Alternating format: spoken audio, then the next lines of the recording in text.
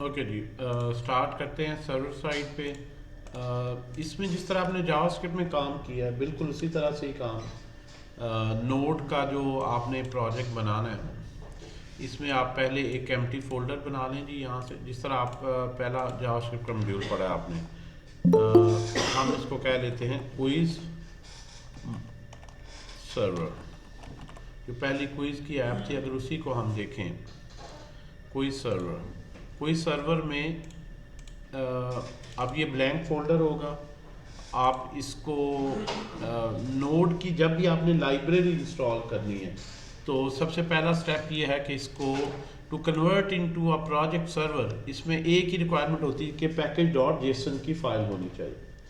React में आपको पता है जब हम प्रोजेक्ट क्रिएट करते हैं कुछ लाइब्रेरीज वो इंस्टॉल करता है, package dot JSON file automatically बनती है और भी बहुत सी फाइल बनती है। इसमें सिंपल उसका स्ट्रक्चर बनाने के लिए इसको हम CMD में ओपन कर लें इस फोल्डर को। ये पीछे प्रोजेक्ट फोल्डर आपने ओपन किया हो जो कि एम्प्टी हो, ठीक है जी। और इसके लिए लिखें npm init। npm init की कमांड जो है वो इसको इनिशलाइज करने के लिए है, जिसमें वो आपको बताता है जी पैकेज और जेसन की फ़ाइल की फील्ड्स आप बता दें, पैकेज का नाम बता दें। आप खाली एंटर करते जाएं, कोई सर्वर ही कह रहा है वो, डिफ़ॉल्ट वैल्यूज़ ही वर्जन 1 है, डिस्क्रिप्शन देनी है, सारी ऑप्शनल हैं। इंटरेस्टिंगली ये सारी ऑप्शनल है, आप सिंपल सब पे ही एंटर कर दें तो हो जाएगा, या -5 कर दें। अगर आपने चेंज करना है तो चेंज कर सकते हैं, ऑथर नेम, वर्जन, डिस्क्रिप्शन, फलां फलां फलां।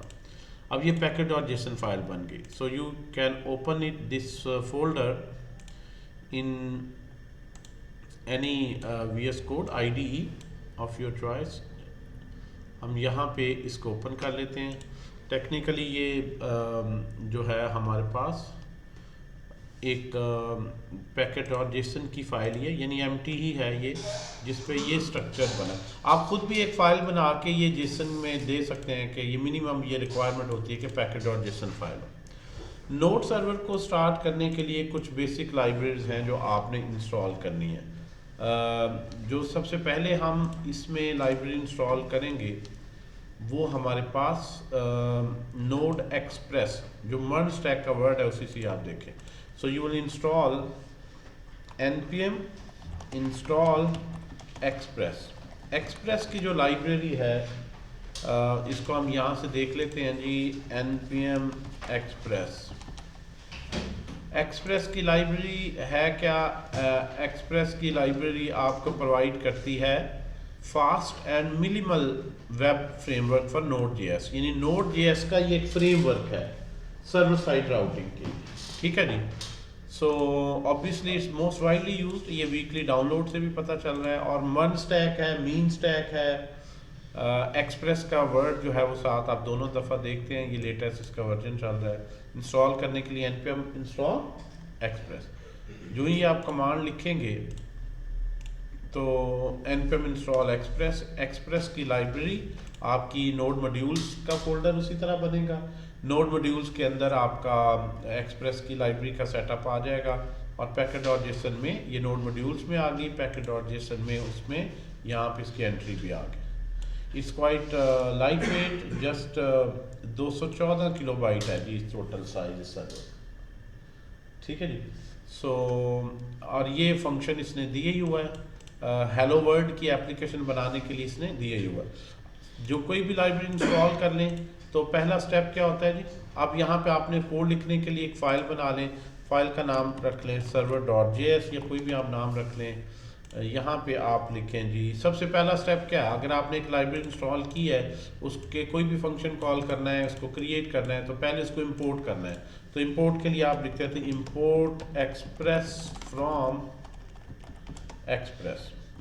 ये जो नोड मॉड्यूल्स का जो वे है इंपोर्ट करने का, बाय डिफ़ॉल्ट इसको अनेबल करना पड़ता है। यहाँ पे मॉड्यूल्स ट्रू लिख लें, या अल्टरनेटिवली आप अगर इसकी भी प्रैक्टिस कर लें कि नोड में आप किस तरह से इंपोर्ट करते हैं, तो उसके लिए एक वेरिएबल हम लेते हैं। यानी ये जो लाइन ऊपर आपने लिखी है, इस तरह इंपोर्ट करने की बजाय will take a variable express, ये जो वेरिएबल है जिसके थ्रू आपने करना है, और फ्रॉम की जगह you will call a function require और उसमें उस लाइब्रेरी का नाम दे दें।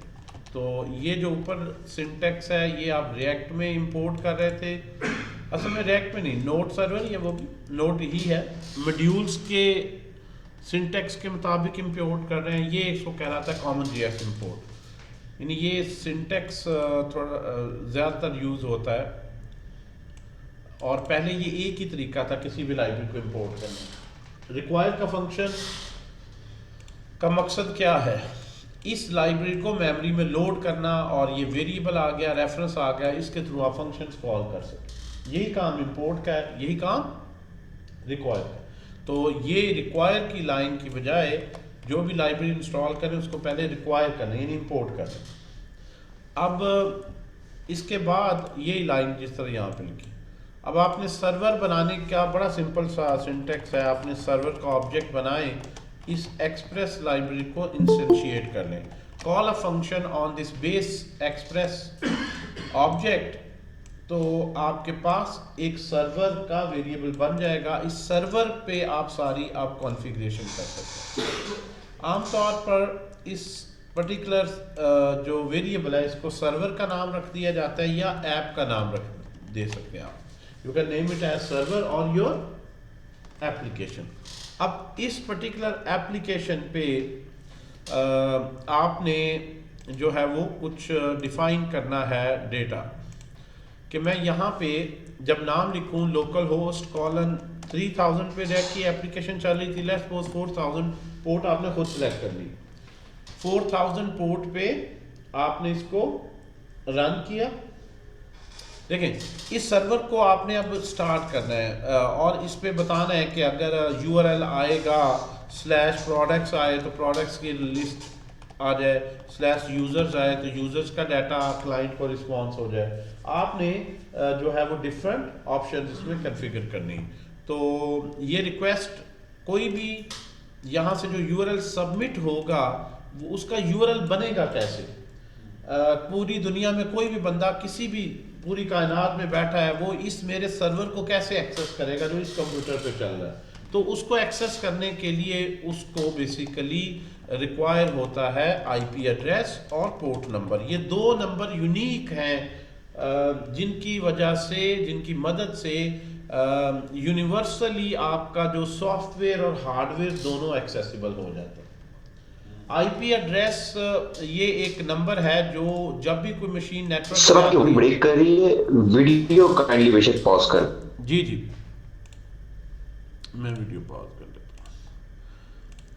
हूँ। IP और पोर्ट दो नंबर है जिससे ये मशीन जो है यूनिवर्सली यूनिकली आइडेंटिफाई। इसकी एग्जांपल बड़ी सिंपल सी है, लेट्स सपोज आपने किसी भी बंदे से फोन पे बात करनी है, यानी उसके मोबाइल तक पहुंचना है, डिवाइस तक पहुंचना है, तो आपको क्या पता होना चाहिए, उसका फ़ोन नंबर। तो फ़ोन नंबर बेसिकली उसको यूनिकली आइडेंटिफाई करता है। इसी तरह से जब भी नेटवर्क पे कोई मशीन आती है तो उसको एक ID दिया जाता है, जिस तरह हर डिवाइस को एक फ़ोन नंबर दिया जाता है। उस नंबर को क्या बोलते हैं, IP एड्रेस। और ये IP जो है जिससे आप कनेक्शन लेते हैं, हमने PTCL से लिया, जो ही हम ऑन करते हैं राउटर तो हर डिवाइस को IP मिलता है, उसी से उसे पता चलता है किस कंप्यूटर ने रिक्वेस्ट भेजी है, डाटा डाउनलोड करके उसी को वापस भेजना है एंड सो ऑन। तो IP is there to uniquely identify any device on network. वो डिवाइस चाहे मोबाइल फ़ोन हो, चाहे वो आपका कंप्यूटर हो, कोई सिक्योरिटी कैमरा हो, जो भी नेटवर्क पे होगा उसको यूनिकली आइडेंटिफाई तो करना है ना कि ये कौन सी डिवाइस है, तो उसको एक IP एड्रेस असाइन होता है। IP एड्रेस से आप उस डिवाइस तक, इसलिए मैं कंप्यूटर की बात नहीं कर रहा, डिवाइस की बात कर रहा हूँ, चाहे मोबाइल है या कोई भी है। IP एड्रेस से आप उस डिवाइस तक यूनिकली पहुंच जाते हैं। अब पोर्ट की क्यों जरूरत है, ठीक है, आप यूं बात कर लें कि जैसे एक ऑफिस में एक्सचेंज होती है, एक है पर्सनल नंबर होना, एक एक्सचेंज। एक्सचेंज में क्या होता है कि आपने कॉल किया किसी भी ऑफिस में, उनकी एक्सटेंशंस हर ऑफिस होल्डर को मिली हुई है। फोन नंबर एक ही है। जब आप फोन नंबर से कनेक्ट होते हैं तो आप उस पर्टिकुलर ऑफिस पे कनेक्ट हो जाते हैं। फिर आपने किस इंडिविजुअल से बात करनी है उसका एक्सटेंशन पता होना चाहिए। वो कहेगा जी एक्सटेंशन आप डायल करें, आपने किस से बात करनी। तो इसी तरह से IP एड्रेस लिखने से आप उस कंप्यूटर तक, उस डिवाइस तक तो पहुंच गए, अब उस डिवाइस पे ज़रूरी नहीं एक ही सर्वर सॉफ्टवेयर चल रहा हो सकता है एक से ज़्यादा सर्वर सॉफ्टवेयर चल रहे हो, जो ऑनलाइन बड़े बड़े सर्वर हैं, उन्होंने मल्टीपल होस्टिंग दी होती हैं।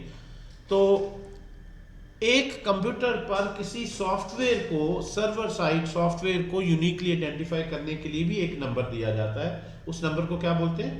पोर्ट।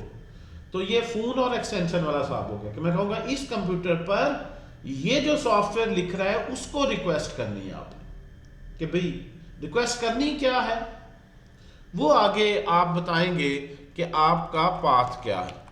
तो इस तरह मैं कह सकता हूँ कि आईपी एड्रेस किस तरह से होता है, 3 नंबर है, ठीक है, 72.123.45.101 कि ये आईपी एड्रेस है। आईपी एड्रेस 4 डिजिट्स, 4 इंटीजर्स पर कंसिस्ट करता है। ये आईपी एड्रेस कैसे असाइन होते हैं, कैसे बनते हैं, कौन असाइन करता है, कौन देता है, ये नेटवर्क प्रोग्रामिंग का एरिया है। बहरहाल हमें एक आईपी एड्रेस असाइन हो जाता है, इंटरनेशनल ऑर्गेनाइजेशंस हैं और आईपी के नंबर भी बहुत सी इंफॉर्मेशन कैरी करते हैं कि डॉट से पहले वाले 2 नंबर बताते हैं कि ये कंप्यूटर कोई ऑर्गेनाइजेशन का है, किस तरह है, उसकी भी एक स्कीम है, ठीक है। जो आईपी एड्रेस इन्हें पता चल जाता है कि ये बंदा कौन है, कहाँ से आया है, इसके अंदर भी ये इंफॉर्मेशन जो है वो एनकैप्सुलेटेड होती है। तो आईपी एड्रेस से यूनिकली मशीन आइडेंटिफाई होगी। कॉलन के बाद पोर्ट लगाते हैं। पोर्ट एक नंबर है 20 से, ये एक जो है वो इंटीजर है 1 बाइट, ठीक है जी। एक बाइट का जो इंटीजर होता है उसकी स्पेस क्या होती है जी? 8 बिट्स होती हैं। 2 रेज़ पर 8 कितना होता है? 1 बाइट इंटीजर जो है, अगर आप 1 बाइट रिजर्व करें तो 1 बाइट इंटीजर जो है उसकी रेंज क्या होती है जी? क्या होती है जी 1 बाइट इंटीजर की? -128 से +128 या 256। और अगर आप 2 बाइट की बात करें, 2 बाइट्स की, 2 बाइट्स, तो उसमें इन दोनों को पॉजिटिव नेगेटिव को, क्योंकि आपके पास पोर्ट नेगेटिव में नहीं होती, इन दोनों को ऐड कर लें तो कितना बन जाता है? 65,000। यहाँ पे ये आ जाता है नंबर 65,536।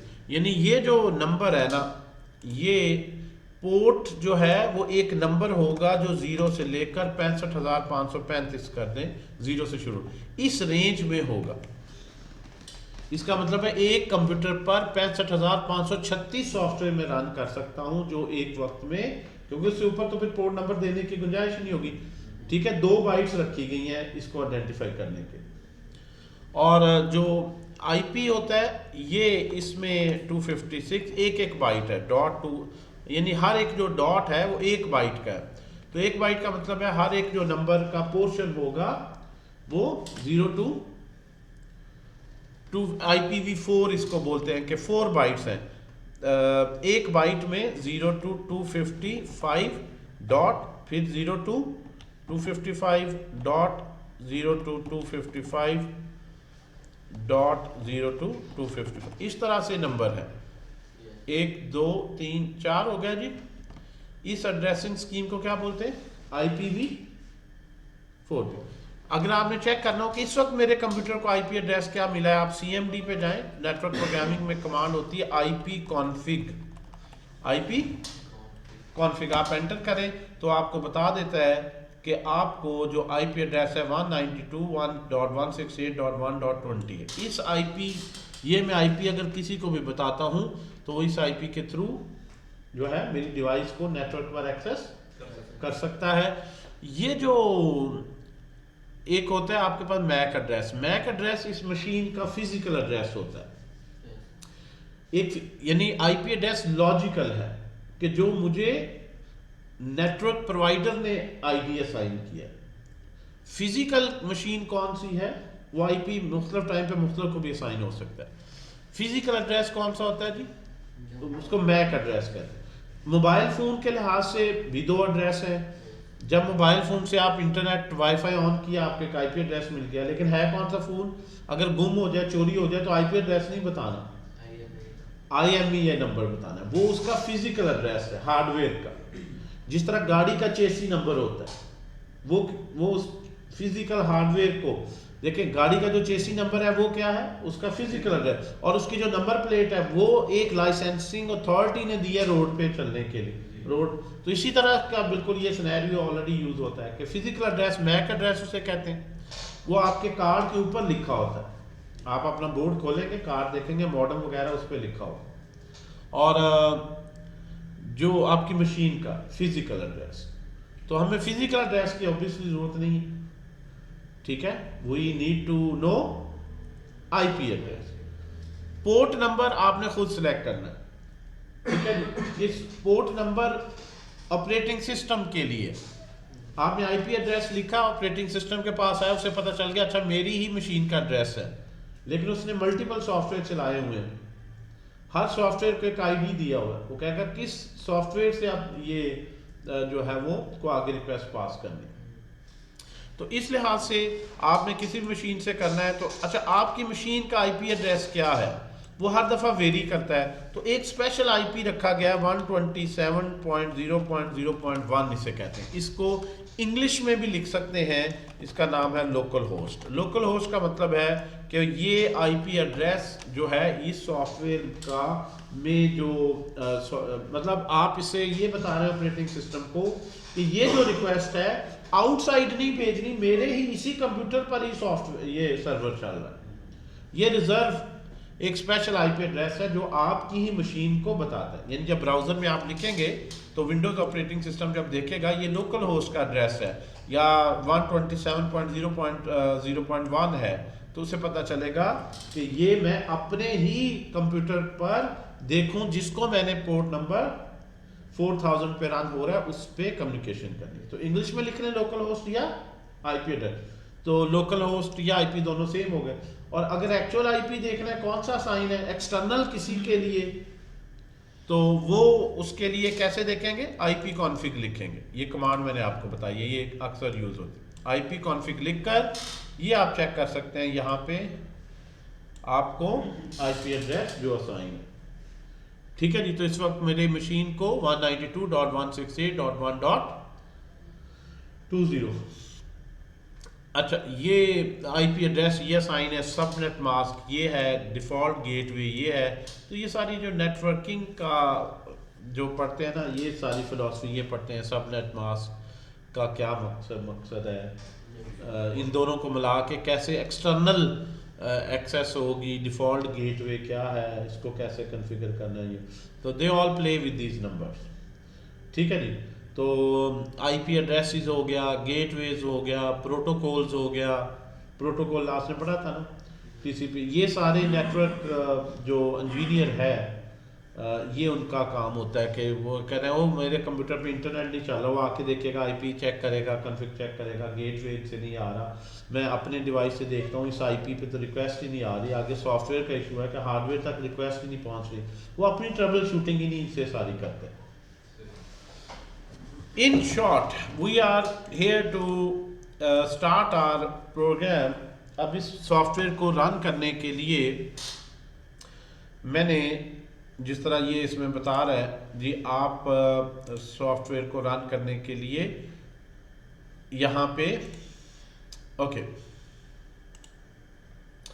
मैंने यहाँ पे अब ये लिखना है जी, मैं काम क्या करना चाहता हूँ, मैं यहाँ पे एक ले लेता हूँ कॉन्स्ट में क्वेश्चंस, अगर क्विज के जिस तरह थे क्वेश्चंस, ये मैं एक अरे ले लेता हूँ, अरे ऑफ ऑब्जेक्ट्स के हर क्वेश्चन का एक आईडी है 1, उसकी स्टेटमेंट है स्टेटमेंट में what is country name whose flag is shown below, some sort of question मैंने पुट अप किया स्टेटमेंट में। इसके बाद मैंने कुछ ऑप्शंस दे दी, ऑप्शन की अरे जिसमें मैंने कहा जी पाकिस्तान है, मे बी इंडिया है, जापान है जी, कोई शॉर्ट नेम और कौन सा कंट्री, इटली है एंड सो ऑन, ऐसे और आंसर का एक की ले ली जिसमें मैंने रख लिया पाकिस्तान, और इमेज का मैंने रख लिया एक और फ्लैग जिसमें मैंने लिख लिया Pakistan dot PNG। Let's suppose ये कोई इमेज मैंने रखा हुआ है, ये एक क्वेश्चन आ गया। ये अरे ये डाटा पहले हमने हार्ड कोडेड लिया था, कॉमा फिर दूसरा आ गया एंड सो ऑन, तो अभी मैं एक ही रहने देता हूँ, मतलब जितना मर्जी अरे ऑफ ऑब्जेक्ट्स। सो ये डाटा हमने हार्ड कोड लिया था, क्लाइंट साइड पे हार्ड कोड लिया था, अब कहाँ ले रहे हैं? सर्वर साइड पे हार्ड कोड, फिर इसको एक स्टेप इसको MongoDB में ले रहे हैं। ठीक है जी, सर्वर को इससे कोई गर्ज नहीं, आप हार्ड कोड सेंड करें या डेटाबेस से रीड करके करें। सर्वर ने क्या करना है कि सर्वर ने बेसिकली, सर्वर को इस चीज के गर्ज है कि ये जो आपने ऐप बनाई है ना, ऐप का ऑब्जेक्ट बनाया है, इसमें आप HTTP रिक्वेस्ट को कॉन्फ़िगर करें, app.get या पोस्ट या पुट या डिलीट, वो सारे जो वर्ब पड़े थे वो सारे इसमें फंक्शन मौजूद हैं। कि आप उसे बताएं कि जब गेट रिक्वेस्ट आए और गेट में क्या लिखा हो /questions, तो क्या करना है आप यहां पे उसे बता दें। इतना सा काम कि जब भी, अब इसको आप बोलते हैं राउट्स, एक हमने react router DOM client side पे भी राउट्स पढ़ा था। ये राउट क्या है जी, उसमें आप बताते हैं 3 चीजें। अगर गेट रिक्वेस्ट आए, गेट की जगह क्या हो सकता है? Put, post, delete. रिक्वेस्ट किस चीज को गेट करना है? क्वेश्चंस को, मे बी आंसर्स को, हिस्ट्री को, कस्टमर्स को। आपका URL का पाथ क्या एंड में बनेगा। ठीक है जी। सो राउट में रिक्वेस्ट मेथड बताया और पाथ बताया, और यहां पे वो फंक्शन बता दें जो रन होगा जब गेट रिक्वेस्ट आएगी इसकी। यानी मैं यहां पे फंक्शन यहां से कॉल करूंगा, मैं लिखूंगा ये मेरा लोकल होस्ट भी सर्वर चल रहा है, 4000 पोर्ट पे चल रहा है, /questions। अब मैं इस तरह इनपुट करता हूं तो कौन सी रिक्वेस्ट मैंने सेंड की है? गेट रिक्वेस्ट /questions की। मैं /users करता हूं तो इसका क्या मतलब है? गेट रिक्वेस्ट है, मे भी मैंने यूजर्स का भी एक जो है वो टेबल बनाया हुआ है, या यहाँ पे अरे ही ली हुई है कॉन्स्ट यूजर्स, उसमें मैंने ले लिया कि ये जी अली है, जुबैर है, ये ईमेल एड्रेसेस ले लें या एंड सो ऑन। तो मैंने कौन सा डेटा उसे भेजना है वो यहाँ पे मुझे URL में बताएगा। वो डाटा भेजना है या उसमें से डिलीट करना है या उसमें नया यूजर ऐड करना है। यानी गेट की रिक्वेस्ट है, पुट की है, पोस्ट की है, डिलीट की है। सो अब ये लॉजिक आपने लिखनी है क्या है यहाँ पे। तो यहाँ पे क्वेश्चंस के लिए मैंने कह लिया गेट क्वेश्चंस का एक फंक्शन मैं बना लेता हूँ कि जब भी रिक्वेस्ट आए /questions की तो गेट क्वेश्चंस का फंक्शन कॉल कर दो। जब भी रिक्वेस्ट आए /users की तो मैं गेट एक फंक्शन अभी बना लेता हूं, गेट यूजर्स का फंक्शन कॉल कर दे and so on. So you will define all your routes. ये जो लाइन लिखी है क्या कहलाती है जी? राउट। राउट आपका API एंड पॉइंट है। ये वो चीज है जो आपने फ्रंट एंड डेवलपर को बतानी, यार /questions करके भेजो तो मैं तुम्हें क्वेश्चंस की अरे ऑफ ऑब्जेक्ट्स भेजूंगा, /users करके भेजो तो मैं ये भेजूंगा, या /users करना है या /all-user, उसने किस तरह लिख के रिक्वेस्ट करनी है ये आपने उसे बनाना है। ये आपका API एंड पॉइंट है, ये आपका URL है जो आप डिसाइड कर रहे हैं। ठीक है जी, ये API का राउट बना दिया हमने और इस फंक्शन को डिफाइन कर दें तो API कंप्लीट हो। API का मतलब क्या? राउट का रिक्वेस्ट मेथड ये होगा, पाथ ये आएगा, तो ये लॉजिक रन होगी। तो ये लॉजिक कैसे आप भेज रहे हैं ये फ्रंट एंड डेवलपर को इससे ताल्लुक नहीं। फ्रंट एंड डेवलपर को इन 2 चीजों से ताल्लुक है कि मैंने गेट रिक्वेस्ट भेजूं और उसमें /questions करके भेजूं तो मैं आई शुड एक्सपेक्ट कि मुझे ये मिल जाए। अब हम ये फंक्शन डिफाइन कर लेते हैं कॉन्स्ट में गेट क्वेश्चंस। अच्छा, ये एरो फंक्शन मैंने बना लिया, मैं फिलहाल क्या करता हूँ, console.log पे ही ये क्वेश्चंस को प्रिंट कर देता हूँ। ये जो है क्वेश्चंस यूजर को भेजने के लिए जब वो रिक्वेस्ट करता है तो अपने ही कंसोल पे प्रिंट कर देता हूँ। इसी तरह से गेट यूजर्स आए तो मैं यहाँ पे यूजर्स के लिए प्रिंट करता हूँ। पहले मैं ये देखता हूँ क्या मैं इस राउट को हिट कर पा रहा हूँ ब्राउजर से या नहीं। कैन आई हिट दिस राउट, फिर देखूंगा ब्राउजर को रिस्पांस कैसे भेजना है, स्टेटस को 200 रख के कैसे भेजना है। पहले मैं ये देखता हूँ क्या मैं यहाँ रिक्वेस्ट सही तरह रिसीव होती है कि यहाँ पे मैं स्लैश यूजर्स करूँ तो यहाँ पे रिक्वेस्ट आएगी और मेरा ये फंक्शन कॉल होगा slash question again. So you have your library, you imported it और आपने अपना डेटा दे दिया और आपने अपने फंक्शंस लिख दिए और इन फंक्शंस को राउट्स में आपने दे दिया यूजर के लिए। अब आप यहाँ पे स्टार्ट भी तो करें सर्वर को। जब सारा कुछ हो गया एंड में ऐप डॉट आपके पास क्या है जी, लिसन। क्या फंक्शन का नाम है, ऐप डॉट लिसन। आपने लिसन, स्टार्ट नहीं है, लिसन करना शुरू कर देगा। 4000 पोर्ट, 3000 नहीं रखना, वो ऑलरेडी रिएक्ट यूज कर रही है। और पोर्ट नंबर भी आमतौर पर 1000 प्लस के को नंबर सेलेक्ट करें। रेंज कौन सी है वैसे, 0 से 65,535, 65,536 बेसिकली 0 से शुरू हो रहा है। So it should be a number less than 65,565। Okay, ये क्लियर हो गया। ये हमारा सर्वर तैयार है। अब इस सर्वर पे मैंने 2 एपीआई बनाई है। कौन कौन सी, गेट स्लैश क्वेश्चंस की और स्लैश यूजर्स की। अब इसको रन करते हैं। ये सिंपल जावास्क्रिप्ट की प्रोग्राम है। उसी तरह नोड लिख के, नोड स्पेस क्या फाइल का नाम है, server.js, npm start वगैरह से नहीं, जिस तरह आप पहले चलाते रहे, नोड स्पेस जनवरी दिस जो भी फाइल का नाम है। इसको एंटर करें। जब एंटर किया तो ये प्रॉम्प्ट इधर ही रुक गया। ये सारी लाइन चली तरतीब से और इसको लिसन ने पकड़ लिया। लिसन क्या करती है, जिसका नाम ही इसका जाहिर है। अब ये सर्वर रन हो रहा है और लिसनिंग मोड में आ गया कि ये सुन रहा है कि कोई आए और पुकारे मुझे स्लैश क्वेश्चन स्लैश यूजर करके, मैं उसको ये फंक्शन रन करके दिखाऊंगा। कब तक लिसन करेगा, इनफाइनाइट। कब तक जी, इधर सर्वर फेसबुक का है, कोई नहीं भी बंदा लॉगिन तो वो लिसन कर रहा है। तो हर रिक्वेस्ट जब आती है तो उसके अगेंस्ट वो रिस्पॉन्स जनरेट करे। तो इनफाइनाइट लिसनिंग मोड में ये आ गया। ठीक है जी। आपने अब लिसन करके ये सिर्फ जो इसके आईपी एड्रेस को लेकर, इस पोर्ट को लेकर ये रिक्वेस्ट मेथड इस यूआरएल पे आएगा, उसको ही रिस्पॉन्स। तो मैं यहां पे आता हूं, इसको साइड पे साइड कर लेते हैं। ठीक है जी। ये हमने यहां पे लिखा /2000/questions और एंटर किया। जो ही मैंने एंटर किया तो ये देखें सर्वर के कंसोल पर क्वेश्चंस प्रिंट हो गया, अरे प्रिंट हो गया।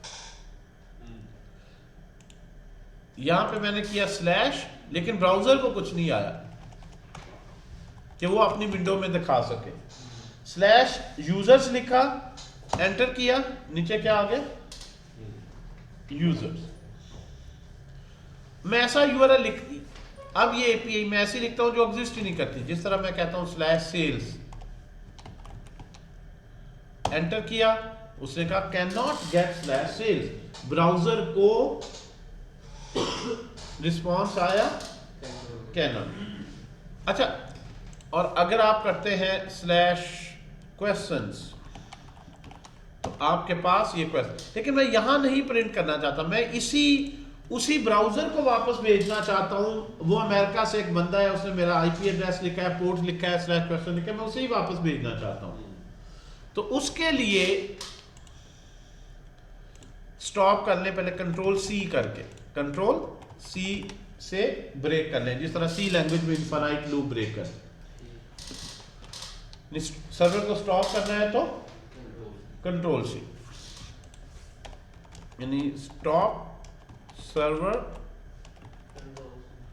उसके लिए CTRL+C, कंट्रोल-C कंट्रोल ब्रेक। कोई बटन नहीं है, कोई कमांड नहीं है, बस कंट्रोल सी, उसका गला दबा देना आपने, फोर्सफुली उसे बंद करना है, वो कभी बंद नहीं होगा। अच्छा जी, यहां पे आ जाएं जी। हम चाहते हैं कि जिस ब्राउजर ने रिक्वेस्ट की है उसी को ही रिस्पॉन्स बैक करें। तो ये जो एक्सप्रेस की लाइब्रेरी है, इसका रोल हमने देखा है कि सारी नेटवर्क प्रोग्रामिंग इसने छुपा ली। वो हेडर्स आए, हेडर इसने एक्सेप्ट किए HTTP प्रोटोकॉल में, HTTP प्रोटोकॉल के हेडर्स के मुताबिक ही रिस्पॉन्स बनाया। जब सही था स्टेटस कोड 200 सेंड कर दिया, जब सही नहीं था स्टेटस कोड 400 किया, उसे पता चल गया कैन नॉट गेट। मतलब ये सारा कुछ नेटवर्क प्रोग्रामिंग ब्राउजर में भी हुई है। और एक्सप्रेस की लाइब्रेरी है क्या, HTTP सर्वर है कि HTTP में जो रिक्वेस्ट आती है HTTP फॉर्मेट में रिस्पॉन्स बना के सेंड करती है। अभी हम खुद किसी चीज पे कंट्रोल नहीं ला रहे, कॉन्फ़िगर नहीं कर रहे। अब यहां पे मैं आता हूं हियर, राइट, और मैं चाहता हूं कि ये जो फंक्शन जो आप रजिस्टर करते हैं ना, ये इवेंट हैंडलिंग की तरह है बिल्कुल, कि जैसे इस पे जब क्लिक हो तो ये फंक्शन कॉल हो, इस पे क्लिक हो तो वो सामने क्लिक करने के बजाय आप URL टाइप कर लें, वहां उसे इवेंट हैंडलर फंक्शन कहते हैं। यहां इन्हें कहते हैं, ये जो फंक्शन लिखते हैं कंट्रोलर्स, कंट्रोलर फंक्शंस है। कंट्रोलर फंक्शंस बेसिकली हैं क्या, राउट हैंडलर्स हैं, राउट हैंडलर्स भी कहते हैं, यानी जो भी इस राउट पे रिक्वेस्ट आएगी उसको ये हैंडल करेगा। गेट और ये दोनों चीजों को मिला के कहना है, गेट यूजर, डिलीट यूजर भी हो सकता है। अब जब ये फंक्शन कॉल होता है ना, इवेंट हैंडलिंग में क्या था, जब वो कॉल होता है तो हमें इवेंट ऑब्जेक्ट पास हो करता था सिस्टम खुद। हमने सिर्फ यहां कॉल नहीं करना, यहां से रजिस्टर करवाना है कि कौन सा फंक्शन कॉल, बिल्कुल उसी तरह की प्रोग्राम। तो यहां पे हमें सिस्टम दो पैरामीटर पास करता है, एक का नाम है रिक्वेस्ट, दो ऑब्जेक्ट्स रिक्वेस्ट और रिस्पॉन्स। ये यहां पे हमें दो ऑब्जेक्ट्स पास करता है, रिक्वेस्ट और, एक का नाम क्या है जी रिक्वेस्ट, और दूसरे का नाम क्या है, कंप्लीट लिख लें या REQ और RES अक्सर शॉर्ट करके भी लिख लेते हैं। ये पैरामीटर्स है, जो मर्जी नाम लिख सकते। ये ऑब्जेक्ट्स के अंदर वो सारी डिटेल है, किसने रिक्वेस्ट आई, कहां से आई, उसको कैसे रिस्पॉन्स भेजना है। अगर आप ये console.log की जगह response.send कर देंगे, रिस्पॉन्स का एक मेथड है .send, तो ये उसी क्लाइंट को सेंड कर देगा जिसने रिक्वेस्ट भेजी थी। तो रिस्पॉन्स ऑब्जेक्ट जो बना है ये HTTP रिस्पॉन्स राइट करेगा, ये याद रखता है कि यहां से रिक्वेस्ट आई, अब यहां से रिक्वेस्ट, जहां से रिक्वेस्ट आई उसी ब्राउजर को वापस भेजेगा। और यहां पे हम क्या लिख रहे हैं जी, अगेन रिक्वेस्ट रिस्पॉन्स कहां से आएगा, आपको रिक्वेस्ट और रिस्पॉन्स शॉर्ट में लिख देता हूं, और रिस्पॉन्स डॉट करेंगे तो आ जाएगा सेंड मेथड भी, ठीक है जी। आप रिस्पॉन्स डॉट करेंगे तो आपके पास यहाँ पे ये यहाँ पे खैर हेल्प में वो नहीं शो कर रहा, ठीक है। सो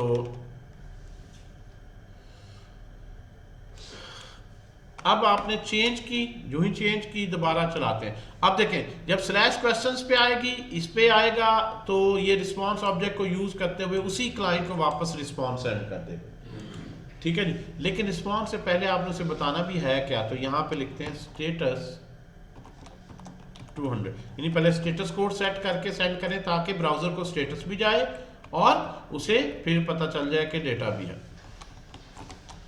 status 200 will show a browser के सक्सेसफुली मैंने रिस्पॉन्स दे दिया, तो स्टेटस कोड बताया और डाटा दे दिया। अब दोबारा सर्वर को चलाते हैं। सर्वर को चलाने के लिए अगेन नोड और फाइल का नाम एंटर किया। यहाँ को अब मैसेज आना चाहिए था सर्वर स्टार्टेड सक्सेसफुली, यानी कि जब हो जाए वो सारी चीज़ें हम अभी करते हैं। अभी हमने बेसिक रखा, इसको भी आप ज़रा ज़्यादा थोड़ा सा मीनिंगफुल बना सकते हैं। यहाँ पे आते हैं, अब मैं लिखता हूँ यही स्लैश क्वेश्चंस और एंटर करता हूँ, तो ये आपके पास आप देखें ब्राउज़र में अब मेरे पास ये रिस्पॉन्स आ गया। आप लिखें स्लैश यूजर्स, एंटर, यूजर्स आ गया। तो अब आप जो रिस्पॉन्स चाह रहे हैं सर्वर से वो रिस्पॉन्स आप जनरेट कर सकते हैं। तो ये आपने एक ऐसा सर्वर बनाया है। अच्छा, आप बनाए भाई सारे यूजर्स नहीं, जिसका आईडी कहूँ वही आए। app.get में स्लैश क्वेश्चंस, इसमें आमतौर पर होता है स्लैश के बाद यहाँ जो आईडी आए वही हो। जो आईडी यहाँ पे है वो आईडी कैसे होगा, पैरामीटर कैसे लेना, ये चीजें आप सीखेंगे।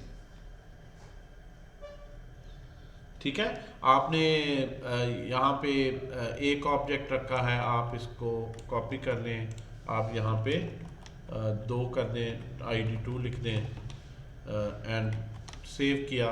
तो इसको जब रीलोड करेंगे स्लैश क्वेश्चंस, तो ये एक ही आ रहा है। जब भी आप चेंज करें, यू विल ओपन सर्वर, इसको स्टॉप करें, फिर दोबारा रीस्टार्ट करें। वो रैक की तरह नहीं खुद ही रिफ्रेश हो जाए, आल्दो वो हम लाइब्रेरी इंस्टॉल कर लेंगे उसी तरह बन जाए, चेंज करूँ तो खुद ही रिफ्रेश हो जाए। लेकिन फिलहाल जब भी चेंज करें, सेव करें, सर्वर बंद करें, दोबारा रीस्टार्ट करें, क्योंकि स्टार्ट पे एक दफ़ा मेमोरी में पढ़ लेता है, फिर वो फाइल को नहीं देखता, वही मेमोरी से ही कर रहा होता है, डिस्क पे नहीं देखता कि फाइल अपडेट हो गई। अब यहाँ पे आ जाए, क्वेश्चंस को रिफ्रेश करें तो ये 2 आ गए। ठीक है जी, यहाँ कोई कुछ नहीं लिखा आ रहा। आप दोनों काम इकट्ठे भी कर सकते हैं कि भाई मेरे पास भी कंसोल में लिख दो क्वेश्चंस, ताकि मुझे भी यहाँ भी तो पता चले ना क्लाइंट में मेरा सर्वर क्या क्या भेज रहा है, और साथ इसे रिस्पॉन्स भी कर दो। आप इसको रिफ्रेश करेंगे, Ctrl+C दोबारा से रन किया, फिर यहाँ पे आए, रिफ्रेश किया, ये डाटा आया और यहाँ पे भी आ गया, यानी कंसोल पे भी आया और क्लाइंट को भी रिस्पॉन्स चला गया। ठीक है जी, तो आपने ये देखा है, ये जो कहते हैं राउट्स किस तरह डिफाइन करने हैं, और इसमें HTML CSS या इसका कोई इंटरफेस नहीं होता, ये प्योर प्रोग्रामिंग ही है।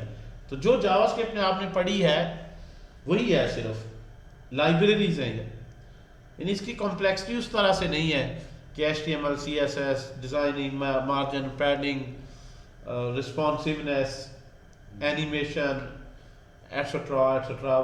फ्रंट एंड तो रेसिपी है बहुत सी चीज़ों की, यहाँ सिर्फ एक ही चीज़ आपको चाहिए, जावास्क्रिप्ट, और लाइब्रेरीज इसकी अपनी आती जाएंगी, लेकिन वो भी कोई इंटरफेस नहीं है, UI नहीं। अच्छा, डाटा आपने जो है देख लिया जी किस तरह से इसमें करना है। अच्छा, रिक्वेस्ट आप जी सर, इसमें अगर UI नहीं है तो वो जो आपने नोट की APIs दी हैं जिससे आपने बनाया है, तो वो उसको API के तौर पे यूज़ करेंगे, यहाँ से वहाँ पर जाएगा डेटा। अगर हमें UI हम इसे यूज़ करेंगे ना, ये जो हमने बनाया है, ये जो हमने ऑनलाइन क्विज बनाया है, हम इसे यूज़ करेंगे कि यहाँ पे मैं चाहता हूँ कि उसको गेट करूँ और यहाँ पे शो कर दूँ इस UI। ठीक है। बेसिकली तो मैं इस तरह कंसोल में नहीं देखूंगा, यूजर को तो मैं ये दूंगा, ये डाटा मैं वहां से लूंगा सर्वर। पहले भी तो आपने यही किया है, फेक स्टोर जो बनाया है, जो फेक ई-कॉमर्स स्टोर बनाया है या जेसन प्लेस होल्डर से लिया है, तो वो आपने API से उसी तरह फेच की, लोडर चलाया और सारा कर दिया, तो इसको भी इसी तरह पूरा करें। वो फेक स्टोर वाला डेटा चाहे उसी डाउनलोड करके अपने रख लें सर्वर में, तो वहां आप उसमें प्लस, वहां आपके पास ऑप्शन नहीं थी प्राइस चेंज कर सकें, कोई और काम ज्यादा अपनी मर्जी का डेटा रखें, अपने क्लाइंट का डेटा रखें। ठीक है, तो वो तो मैं यहां पे शो करूंगा और एक रिकॉर्ड लूंगा, जो ही एक ऑप्शन होगी तो नेक्स्ट रिकॉर्ड फिर सर्वर से गेट करूंगा, उससे कहूंगा भी नेक्स्ट अब भेजो, नेक्स्ट भेजो, नेक्स्ट भेजो, या पहली दफा ही सारे मंगवा लूं और वो सारे क्विज के 10 और एक एक करके शो करूं, जो स्ट्रेटजी मैं बनाना चाहूं बना सकता। तो वो UI यहां पे आनी है जी, वो UI यहां पे आनी, ये ट्राई अगेन, ये फिर सर्वर से डेटा आ जाएगा, हर दफा डिफरेंट जो है रैंडमली जो है वो इसको शफल करके ये दिखा रहा है। ठीक है, इसमें मैंने हार्ड कोडेड अंदर ही डेटा लिया था। डिटेल्स देखें, ये आ गया। मैं यहाँ सेव भी कर सकता हूँ, सर्वर पे सेव है रिजल्ट। जब भी लॉगिन होके देखो, मैंने पहले किया था इतने थे, अब ये मेरी इंप्रूवमेंट क्या चल रही है, एनालिटिक्स दे सकता हूँ। अब ये सेव भी करवाया उसका डेटा अगर करवाना चाहें तो बिल्कुल आप एक पोस्ट का राउट बना लें, पोस्ट का बना लें। वो सर्वर साइड पे बनेगा, लिखा जाएगा कि इस नहीं, लिखा तो उधर जाएगा, लेकिन यहाँ से भी फेच में भी वही मेथड है ना, फेच डॉट गेट वो सर्वर के ऐप डॉट गेट पे जाएगा, फेच डॉट पोस्ट वहाँ से आएगा तो यहाँ भी ऐप डॉट पोस्ट पे रिसीव होगा। फेच डॉट डिलीट करेंगे तो यहाँ पे ऐप डॉट डिलीट का राउट पीछे बना हो। ये फिर संभालने वाला तो कोई बना हो ना जिसको रिक्वेस्ट भेजनी। यही सारे मेथड फेच के हैं। फेच ने तो एपीआई को कॉल करना है, तो एपीआई में गेट पुट पोस्ट की कॉल होती है, तो फेच में भी यही मेथड है, गेट पुट पोस्ट। तो इसका भी लेटर ऑन इंटरफेस बनेगा ना, हमने अगर ये बना तो हुआ, इसी को ही अब आपकी असाइनमेंट अटैच करें ना, चाहे आप पॉइंट ऑफ सेल करें या फेक सर्वर वाला करें, आपने बनाया तो हुआ है। वहां से यूआरएल ही बदल दें, लोकल होस्ट कॉलर 4000 कर दें और अपना इधर डेटा रखें, इसकी बजाय कि आप फेक अब करें, अपना डेटा मर्जी का रखें। अगला स्टेप क्या होगा जी, मैंने देखें नेक्स्ट स्टेप क्या, मैंने इस ना तो ये बिल्कुल सेम रहेगा, ये मैं खत्म कर दूंगा। आपने रिक्वेस्ट के बदले में बताना मेरे कुछ दो किए थे ना आपने, एक तो रिस्पांस और रिक्वेस्ट। देखें रिक्वेस्ट के अंदर यहाँ पे अगर मैं कहूँ जी जिस तरह से लोकल होस्ट में है, लोकल होस्ट में 4000 है और मैं यहाँ पे लिखूँ /questions तो सारे क्वेश्चंस आ जाएं, और अगर मैं इसके बाद मजीद /1 लिखूँ तो सिर्फ 1 वो क्वेश्चन जिसका आईडी 1 है वही आए, 2 लिखूं तो सिर्फ 2 आए, 3 लिखूं तो 3 आए, 4 लिखूं तो 4 आए। तो ये वेरिएबल पार्ट है राउट में, कांस्टेंट नहीं है। तो ये इंफॉर्मेशन जो रिक्वेस्ट में यूजर ने सबमिट की होती है, एक्सप्रेस लाइब्रेरी मुझे रिक्वेस्ट में रख के देती है। ये सारा कुछ मुझे कहां अवेलेबल होगा, रिक्वेस्ट ऑब्जेक्ट के यूजर ने रिक्वेस्ट करते वक्त जो भी इंफॉर्मेशन दी है। तो इसका मतलब है कि अगर मैंने ये राउट बना दूं कि सिंगुलर है और इसको मैं एक बना दूं question/id, ये आईडी वेरिएबल है, तो जिस तरह से फ्रंट एंड में था यहां भी यही टर्मिनोलॉजी कॉलन आईडी कहते हैं। कॉलन का मतलब क्या है कि यहाँ पे जो भी प्लेस होल्डर हो सकता है, और यहाँ पे अलहदा फंक्शन बना दें गेट क्वेश्चन बाय आईडी में कह लेता हूँ। ये फंक्शन आपने बना दिया। अब यहाँ पे कंट्रोलर फंक्शन बना दें, इस राउट पे जब रिक्वेस्ट आएगा तो इसका कंट्रोलर फंक्शन जो रन होना है, आपने लिखा कॉन्स्ट गेट बाय आईडी और यहाँ पे रिक्वेस्ट और रिस्पॉन्स ऑब्जेक्ट है। console.log में अगर आप रिक्वेस्ट ऑब्जेक्ट को प्रिंट करके देखें भी इसमें है क्या क्या, ब्राउजर ने भेजा क्या क्या, तो यहां से देखें, इसको दबा कंट्रोल-C करें, हम ये देखते हैं कि यहाँ पे मैंने तो सिर्फ यही लिखा है ना, ब्राउजर ने क्या भेजा है। मैं पूरा रिक्वेस्ट ऑब्जेक्ट में जो जो आया है ब्राउजर क्लाइंट की तरफ से मैंने प्रिंट कर दिया, मैंने सर्वर को रन किया और यहाँ पे मैंने कहा क्वेश्चन में एंटर किया। जो ही मैंने यहाँ पे question/3 ये एंटर किया तो यहाँ पे ये देखें रिक्वेस्ट। आपने इतना कुछ तो भेजा ही नहीं, आपने सिर्फ यही कहा था। ये उसने आपका चट्टा खट्टा खोल दिया, आपका ब्राउज़र क्या है, आप क्या एक्सेप्ट करते हैं, आपका यूज़र एजेंट क्या है, आपने इस सर्वर को रिक्वेस्ट किया है, कनेक्शन लाइव करने, सारे रॉ हेडर शेडर, ये ब्राउज़र ने आपकी सारी इंफॉर्मेशन आगे फॉरवर्ड कर दी है। आपका कुछ उसने छोड़ा नहीं है, सर्वर को हर चीज़ सबमिट कर दी। हमने तो सिर्फ यही लिखा था ना, ठीक है। इसके अंदर रिक्वेस्ट के अंदर जो है वो एक ऑब्जेक्ट है पैरम्स, क्या नाम है, ये देख रहे हैं जो आईडी वहां से आया वो किस में आ गया, पैरम्स में। तो अगर मुझे यहाँ पे रिक्वेस्ट के अंदर अब मुझे पता चल गया पैरम्स के अंदर वो ये जो पैरामीटर है ना, ये जो कॉलन के बाद लिखा होता है वो पैरम्स ऑब्जेक्ट में पड़ा होता है। पैरम्स.id में यहाँ पे लिखूं तो अब यहाँ से देखें इंटरेस्टिंग, मैं इसको कर लूँ कंट्रोल-C CLS रन किया। अब यहाँ पे अगर मैं कर लूँ पैरामीटर, मैंने किया 3, मैंने किया 4, तो यहाँ पे क्या आ गया 4, यहाँ पे आया 989। जो भी वहाँ से मैं पैरामीटर भेजना हूँ वो रिक्वेस्ट ऑब्जेक्ट में वो सारे पैरम्स में पैरामीटर अवेलेबल हो जाते हैं। किसमें आ गए जब पैरम्स में आ गए फिर तो कोई मसला ही नहीं। अब तो मैं लॉजिक लिख सकता हूँ कि मुझे यहाँ रिक्वेस्ट में आईडी मिल गया, अब इसको मैं कंसोल करवाने की बजाय मैं यहाँ पे लिख देता हूँ कॉस्ट आईडी। ये अब मैं यहाँ पे इसमें से फिल्टर कर लेता हूँ वो क्वेश्चन जिसका आईडी सेम है। जिस तरह नाम हर चीज़ सेम है, हमें ज़रा फ़र्क पता चले, मैं इसको कह लेता हूँ 1 डॉट, इसको कह लेता हूँ 2। स्टेटमेंट में ज़रा फ़र्क ले आते हैं। ठीक है जी, तो यहाँ पे अब मैं क्या करूँगा, मैं फ़िल्टर कर लूँगा कि कॉस्ट में मुझे क्वेश्चन चाहिए। ठीक है जी, फाइंड कर लूँगा क्वेश्चन सिंगुलर में। मैं क्वेश्चंस के ऊपर अरे में से डॉट फाइंड हर एक क्वेश्चन लूँगा और जिसका भी क्यू डॉट आई डी इस आईडी के इक्वल होगा वो मैं यहाँ पे रिस्पॉन्स कर दूँगा।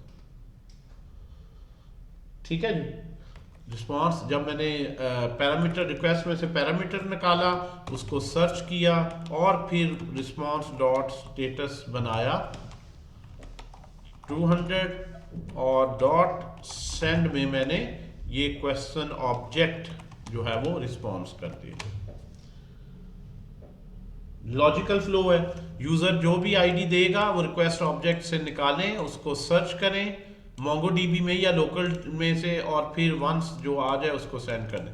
अच्छा, अब यहाँ पे हम चलाते हैं Ctrl+C, इसको कट करते हैं और यहाँ पे अब हम दोबारा सर्वर चलाते हैं। Here we are। अब आप यहाँ पे लिखें जी 1 एंटर किया, 1 लिखते हैं, कोई रिस्पॉन्स ही नहीं आया। 1 का था कोई कि नहीं?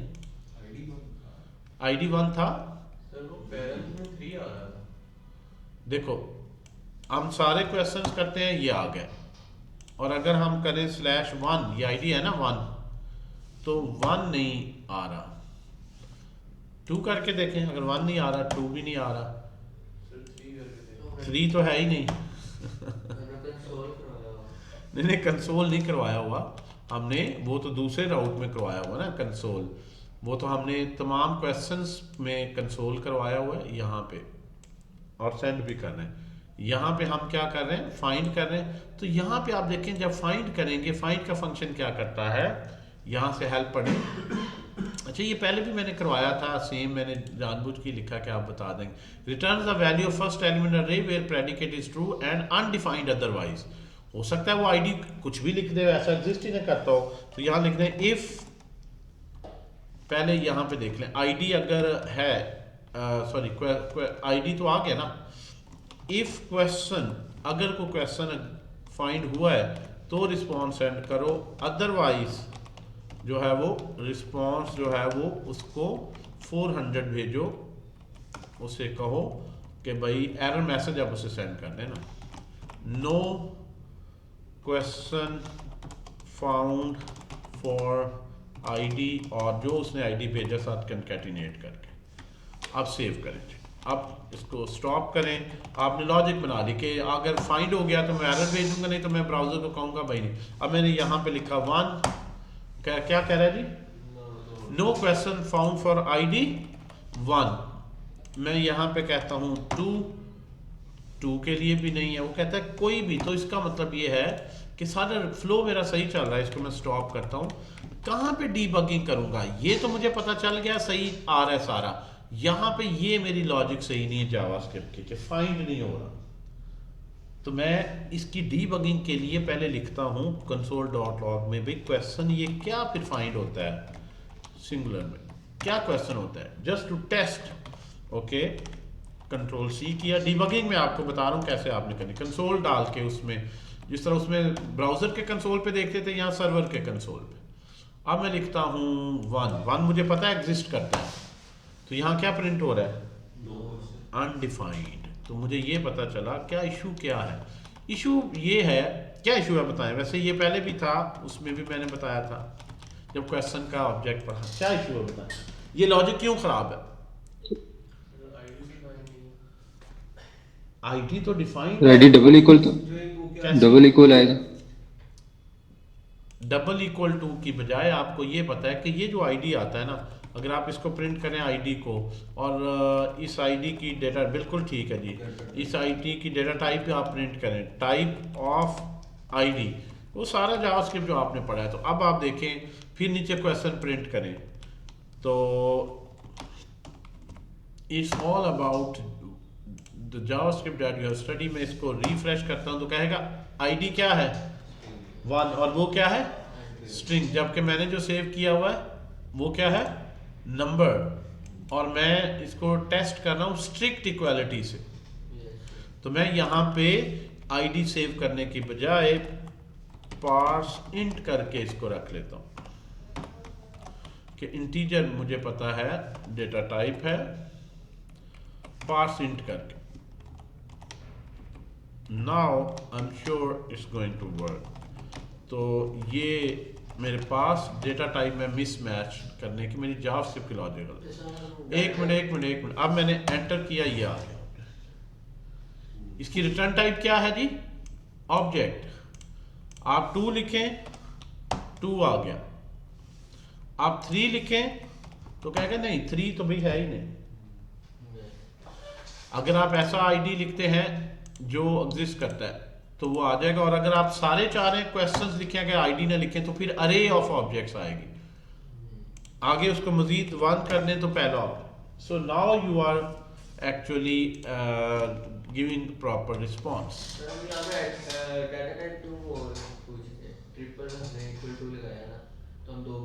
हाँ लगा सकते हैं, लेकिन बेहतर है कि आप स्ट्रिक्ट ही चेक किया करें ताकि आप ज़रा आपको पता हो कि आप कर क्या रहे हैं। ठीक है जी। पैरम्स में आईडी ये लाइब्रेरी है ना, रिक्वेस्ट ऑब्जेक्ट का मकसद क्या है कि रिक्वेस्ट में जो भी पैरामीटर यूजर ने सबमिट किए हैं वो आपको रिक्वेस्ट ऑब्जेक्ट में देगा।